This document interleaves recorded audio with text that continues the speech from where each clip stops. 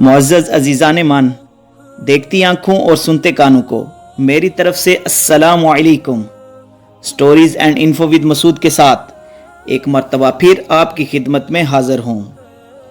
कहते हैं कि एक उस्ताद मोहतरम ने एक लंबा सांस लिया और कहने लगे, देखो बेटा जी, दिल में अगर मोहब्बत हो तो फिर दिल में खुदगर्जी नहीं आ सकती, इसलिए मोहब्बत कभी मरती नहीं।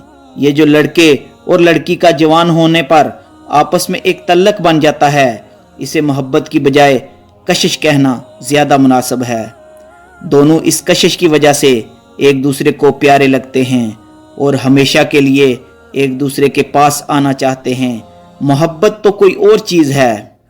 मोहब्बत में हम अपने महबूब का भला सोचते हैं, इसकी कामयाबी चाहते हैं, इसके किसी नुकसान का तसव्वुर भी नहीं कर सकते, ऐसी कैसी हरकत का सोच भी नहीं सकते जिससे महबूब की ज़िंदगी, इज़्ज़त माल और दौलत या इसके माँ बाप की इज़्ज़त को ठेस पहुँचने का ख़तरा हो।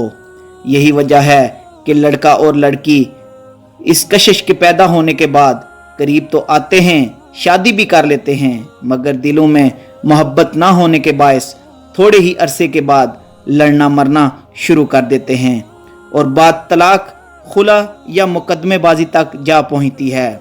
हमारा अलमिया ये है कि हमने कशिश और मोहब्बत को आपस में गड़मड़ कर दिया है।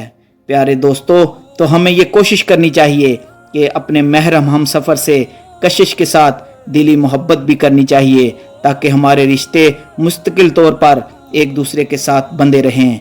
अल्लाह ताला हम सबको प्यार, मोहब्बत और सलीके वाली ज़िंदगी गुजारने की तौफीक अता फरमाएं। आमीन सुम्मा आमीन। दोस्तों, अगर आज की ये वीडियो आपको अच्छी लगी हो तो इसको प्लीज़ लाइक करें और इसको ज़्यादा से ज़्यादा अपने दोस्तों अहबाब के साथ शेयर करें। शुक्रिया, जज़ाकल्लाह खैर।